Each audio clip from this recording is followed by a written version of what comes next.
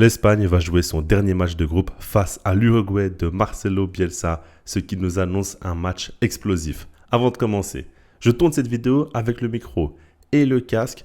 Je suis totalement encombré. Je sais pas trop comment je vais faire, mais en fait, pour ceux qui se demandent, je le fais parce qu'en ce moment, j'ai des problèmes de micro. Je sais pas si vous l'avez remarqué, mais il y a des vidéos où des fois le son il coupe et puis il revient. C'est une galère pas possible. Je cherche une solution, mais en attendant, au moins j'ai un retour son, comme ça je suis au courant si jamais il y a un problème directement pendant le tournage. Vous l'aurez compris, c'est peut-être moins beau esthétiquement, mais au moins c'est efficace. À court terme, on va procéder comme ça. Déjà qu'il y a la canicule. En plus, avec ce casque, je ne vous cache pas que j'arrive pas à respirer. Bon, je fais ça pour vous. Donc rien que pour tout ça, liker la vidéo, c'est déjà très bien pour moi. Commençons par l'Uruguay de Marcelo Bielsa. C'est un coach qui aime bien le football offensif, qui nous a fait rêver avec plusieurs équipes. Moi, je me rappelle encore récemment de son OM, qui était vraiment agréable à regarder. Mais ça ne dure jamais très longtemps. Et surtout, là, je trouve qu'avec l'Uruguay, on ne retrouve pas grand-chose de son football, de ses principes de jeu. Parce qu'en soi, déjà, en termes de résultats, avant de parler du jeu, ce qu'il faut se dire, c'est que dans cette Coupe du Monde, ils ont joué 2 matchs. L'un face à l'Arabie Saoudite, l'autre face au Cap-Vert. Et ça a été 2 matchs nuls. Aucune victoire. Ils n'ont pas su se départager différemment que cela. Et je trouve que les résultats sont très mauvais, surtout parce qu'il y a encore l'Espagne maintenant à jouer où ils devront aller chercher une victoire. Et puis dans le contenu, c'est très médiocre par moment. Pourtant, par exemple, face au Cap-Vert, ils avaient bien commencé le match. On voit que sur une transition rapide, ils ont su être dangereux. Ça a joué de base. Quand on voit le dépit de Valverde, on comprend bien à quel point il y a un sentiment négatif autour de cette sélection. Et quand je vous dis que tactiquement, c'est des fois un petit peu inquiétant ce que Bielsa propose, j'aimerais vous montrer son pressing. Moi, il y a une séquence de jeu qui m'a choqué. Je n'ai jamais vu un pressing comme ça. Peut-être que j'en fais trop, dites-moi en commentaire, mais moi je trouve que c'est affolant. De base, le Cap-Vert met en place une sortie de balle. Ok, alors c'est le gardien qui joue pour un défenseur central. Là, quand on regarde déjà dans un premier temps, c'est un pressing complètement coupé. Regardez les 2 attaquants uruguayens et regardez l'espace qu'il y a derrière eux. C'est complètement dingue d'avoir tout autant d'espace. Il n'y a que 2 joueurs qui pressent. Et le reste, il reste derrière. Mais une fois qu'il y a un ballon qui est joué sur le côté, là par contre, il y a d'autres joueurs qui vont suivre. Et en fait, je comprends que l'idée ici est de prioriser les côtés en renfermant les joueurs dans cette zone-là du terrain. C'est quelque chose de connu. Hansi Flick, par exemple, au Barça, il a souvent fait ça. Mais c'est emmené d'une manière tellement bizarre parce que tu laisses complètement des espaces entre les lignes au cœur du jeu pour t'occuper uniquement des côtés. Et là, ils vont se faire avoir parce qu'on pourrait se dire que le Cap-Vert, d'un niveau technique, c'est pas ce qui se fait de mieux. Mais là, ils ont un joueur qui a fait totalement la différence parce qu'il fait une feinte, il se retourne, il accélère et ensuite, il a un boulevard devant lui. Et le pire dans tout ça, c'est qu'il peut s'engouffrer dans l'axe parce qu'il n'y a aucun joueur dans cette zone. Il y a un espace aberrant. Je pense qu'il aurait dû directement faire la passe parce qu'il y a beaucoup trop de moyens de jouer dans cette zone-là. Mais lui, il va y aller tout seul, il va crocheter encore un joueur, l'éliminer et il va obtenir une faute. Et cette faute-là obtenue par le Cap-Vert, elle paraît totalement anodine, mais elle ne l'a pas été. Parce que ce qui suit, c'est un coup franc assez extraordinaire, une frappe de très très loin qui va aller au fond des filets. Alors vu comme ça, c'est splendide, on se dit quel exploit du Cap-Vert, mais c'est encore une erreur monumentale de l'Uruguay. Déjà, pourquoi le mur est composé de seulement 2 joueurs ? Et pourquoi et comment le ballon peut passer entre ces 2 joueurs-là qui s'écartent ? Et pourquoi ils ont peur du ballon ? Moi, ce coup franc, il me choque. Je trouve que c'est une catastrophe en termes de mur. Comment le ballon arrive à passer comme ça entre les 2, je n'arrive pas du tout à comprendre.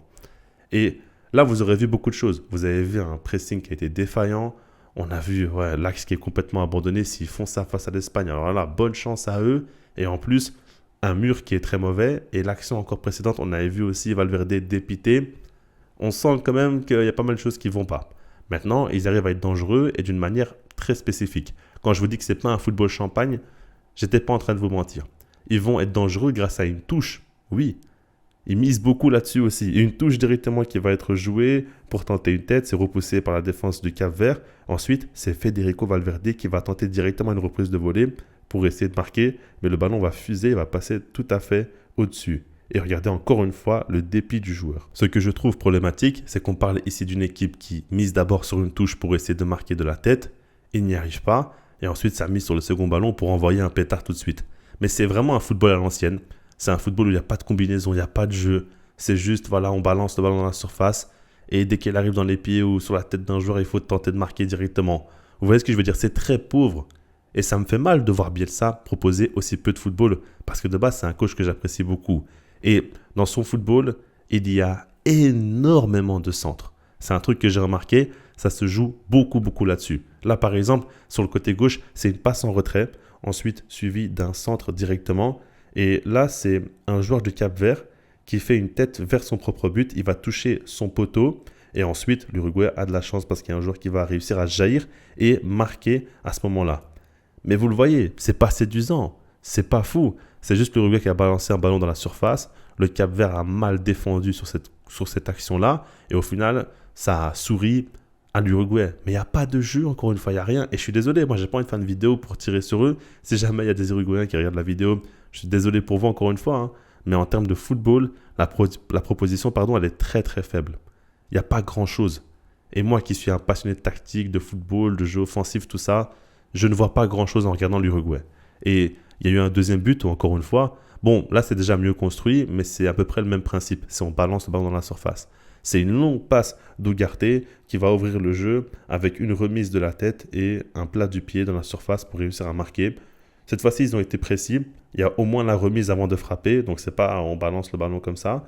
Il y a une très bonne ouverture du pied ici de l'attaquant qui marque très très bien. Sur ce coup-là, il n'y a pas de souci. Mais voilà quoi, c'est pas encore un football champagne. Et d'ailleurs, le but qu'ils ont encaissé, le but de l'égalisation pour le Cap-Vert, il est catastrophique. Et vous savez, par exemple, c'était 2-1 pour l'Uruguay, ils tenaient leur victoire et ils auraient été qualifiés avec cette victoire-là. Mais ce qu'ils ont fait, c'est grave parce qu'on sentait qu'ils avaient trop de pression sur eux, qu'ils n'ont pas su tenir ce score, alors qu'à la base, le Cap-Vert n'était plus trop dangereux offensivement. C'est eux qui avaient le ballon, c'est eux qui maîtrisaient le match, mais ils ont fini par perdre leurs moyens. Et on voit qu'il y a une gestion des émotions qui est catastrophique dans cette équipe-là, parce que c'est une touche où un joueur uruguayen joue en retrait.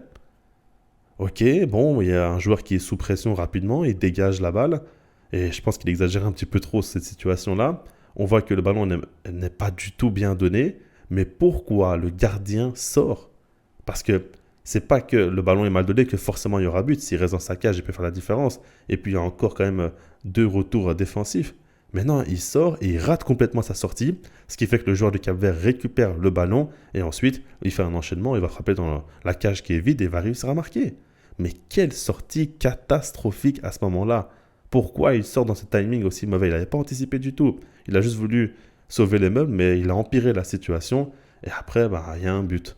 On pouvait se dire qu'il y aurait pu y avoir un sauvetage miraculeux qui pourrait faire que l'Uruguay allait gagner ce match-là. C'est un coup franc tombé à la 90e minute de jeu où Federico Valverde va le tirer. On connaît sa qualité de frappe incroyable. On sait que c'est un joueur hors pair à ce niveau-là. Mais non, il va complètement tirer au-dessus et rater son coup franc. Donc il n'y aura pas de miracle du tout pour l'Uruguay. Vous l'aurez compris, en termes de propositions footballistiques, c'est pas incroyable. Je ne vais pas non plus trop vous montrer des actions parce que sinon, ça va faire mal aux yeux et je pense que vous allez couper la vidéo. Je n'ai pas envie d'être méchant gratuitement, mais je vous dis sincèrement, pour moi, c'est une équipe qui presse très mal, qui est trop sous pression. C'est de manière démesurée et une équipe qui force les centres. Mais sinon, il ne se passe pas grand-chose dans le jeu. Et en termes d'individualité, il y a des joueurs qui n'y sont pas du tout. Mais pas du tout. Au point où je me dis, même un Luis Suarez qui n'est pas au top de sa forme, pas du tout depuis quelques années, il aurait pu faire du bien encore. Pour vous dire, c'est incroyable. Mais quand on regarde le classement, ce qu'il faut se dire, c'est que l'Uruguay joue très très gros. Parce que eux, ils jouent leur qualification dans ce match-là. Si jamais ils perdent ce match-là et que le Cap-Vert réalise un match nul, ils passent déjà devant eux. Si le Cap-Vert gagne, ils passent devant eux. Si l'Uruguay gagne, ils passent devant eux. Donc ils sont obligés de viser au moins le match nul face à l'Espagne. Et l'Espagne, vu leur premier faux pas, ils vont essayer de gagner pour sécuriser la première place. Parce que le deuxième de ce groupe devrait jouer face à l'Argentine dès les 16e de finale. Donc, croyez-moi, l'Espagne va jouer à fond ce match-là. Et l'Uruguay aussi. Maintenant, même si j'ai critiqué énormément cette équipe-là de l'Uruguay, même si j'ai dit beaucoup de mal de cette équipe, je pense que c'est un match où ils peuvent créer la surprise par rapport à la physionomie. Parce que j'imagine un match où ils vont laisser le ballon aux Espagnols et ils vont simplement contre-attaquer.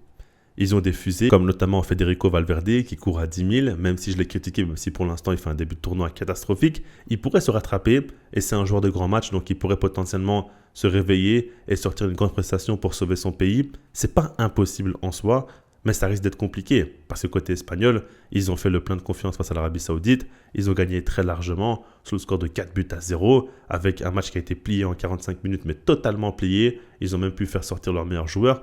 Là, ils vont arriver avec déjà Lamine Yamal qui devrait jouer en tant que titulaire encore une fois, mais cette fois-ci jouer au moins 1 heure de jeu. Il va monter en régime et ça peut changer la donne. Ce sera le premier match où il va jouer autant en Coupe du Monde. On a vu la dernière fois ce que ça donnait. Maintenant, on va voir ce que ça peut encore donner. On va voir aussi peut-être Nico Williams titulaire. C'est une possibilité, même si pour moi, Baena a été très bon et il mérite sa place. Mais je pense qu'il peut commencer le match et lui aussi jouer 45 minutes au minimum. Mais en tout cas, il y aura un effectif qui va ressembler plus à l'équipe type maintenant de l'Espagne face à l'Uruguay.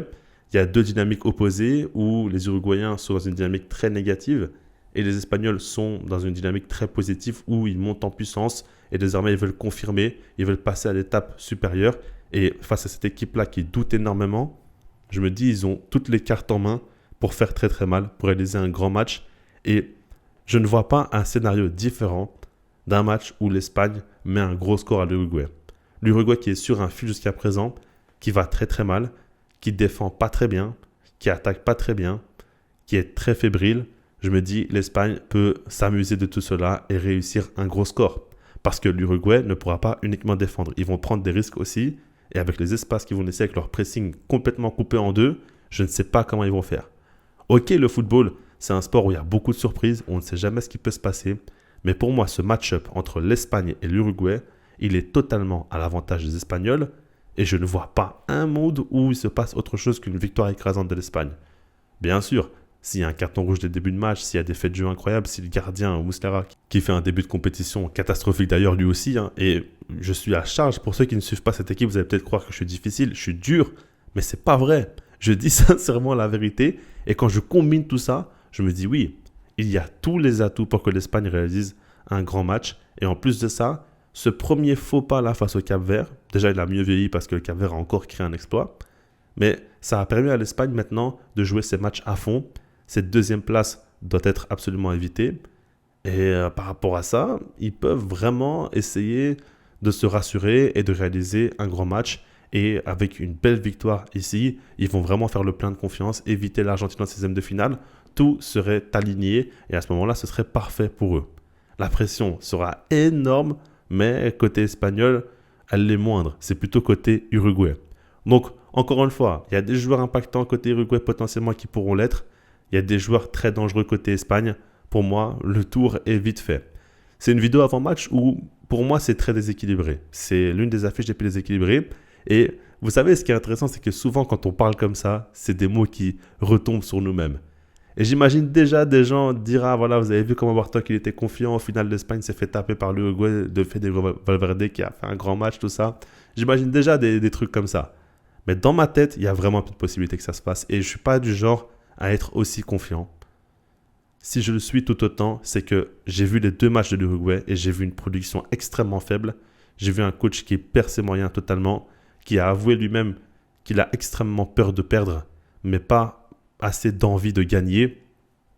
Son discours, il est assez dramatique, j'ai envie de dire. Une équipe qui, d'un point de vue footballistique, sans ballon et avec ballon, montre des lacunes énormes. Et l'Espagne qui, comme je le dis à chaque fois, pour moi, dans la production collective, c'est la meilleure équipe du tournoi. Maintenant, est-ce qu'ils vont aller au bout, c'est encore autre chose. Mais ils ont des armes, ils ont des individualités, ils sont en confiance désormais, ils ont su se lâcher au dernier match. Pour moi, ils vont dérouler, mais complètement dérouler. J'imagine au moins un 3 buts d'écart, 3-4 buts d'écart dans ce match-là. J'imagine une victoire facile de l'Espagne. Mais peut-être que dans une configuration où l'Uruguay n'est pas favori, où ils devront défendre en bloc bas, se souder, tout donner pour espérer continuer la compétition, peut-être qu'ils vont créer un miracle comme ça, mais j'y crois pas. Moi, je pense que c'est une équipe aussi de l'Uruguay qui peut vite s'effondrer. Et c'est pour ça que j'imagine un gros score, parce que je pense que si l'Espagne ouvre le score assez rapidement, met un deuxième but, je pense qu'ils vont complètement s'éteindre parce qu'ils montrent déjà des fébrilités émotionnelles importantes, comme je n'ai pas vu dans d'autres sélections. Je pense qu'ils portent trop d'intérêt à créer la surprise, la sensation, et qu'au final, ça devient irrationnel parce qu'ils n'ont pas du tout une génération dorée, mais très loin de là. Et ils n'ont pas un coach qui a su insuffler quelque chose de nouveau. Alors que de base, en 2022, déjà, je disais, l'Uruguay de Marcelo Bielsa, ça peut être pas mal. Ils ont des talents, ils ont des bons joueurs, tout ça. Ça n'a jamais vraiment évolué. Ça n'a jamais vraiment été une équipe qui allait dans le bon sens. Et pourtant, Bielsa est resté. Et pourtant, aujourd'hui, en Coupe du Monde, ils sont dans une mauvaise position. J'espère ne pas me tromper parce que j'ai été fort. J'ai pris un parti pris énorme dans cette vidéo. On verra si ça va me réussir ou non. Et j'aimerais bien avoir vos avis en commentaire. Et rien que pour le fait que j'ai tourné toute cette vidéo avec une canicule et avec ce casque horrible sur ma tête, likez cette vidéo. Parce que je vous jure, j'en peux plus. J'ai tellement hâte de l'enlever. Je déteste mettre des casques sur moi. Encore moins là, j'ai trouvé un ancien casque et tout. Ah, c'est une catastrophe. Je vous jure, c'est une catastrophe. D'ailleurs, cette canicule, il faut en parler aussi. Rapidement. J'en peux plus. Moi, j'ai pas de clim à la maison. Je souffre. Et les tournages de vidéos, en ce moment, je fais un rythme élevé. Là, j'ai du mal. Avec cette chaleur, j'ai vraiment du mal. Je finis mes tournages en étant en transe totale. C'est insupportable. Qui aime ça? Qui passe des bons moments comme ça? Alors moi, par exemple, je vis en Belgique. Pour ceux qui vivent en France aussi, c'est à peu près la même chose. Après, ça dépend des villes, surtout au sud. Mais ceux qui vivent à Paris ou à Bruxelles, par exemple, est-ce que vous prenez du plaisir avec ces températures-là? Parce que moi, je veux bien, si vous êtes à Barcelone, si vous êtes dans des pays comme ça, notamment en Espagne, en Italie, tout ça, ouais, c'est magnifique là-bas, on kiffe. Mais là, ici, en Belgique, en France, Bruxelles, Paris, tout ça, les gars, on kiffe vraiment là. Il y a des gens vraiment qui prennent du plaisir. Non, là, on souffre. Hein. Moi, je suis désolé, mais il faut 10 degrés de moins qu'on puisse un petit peu respirer. Parce que moi, je suis HS. Je suis complètement mort avec cette canicule.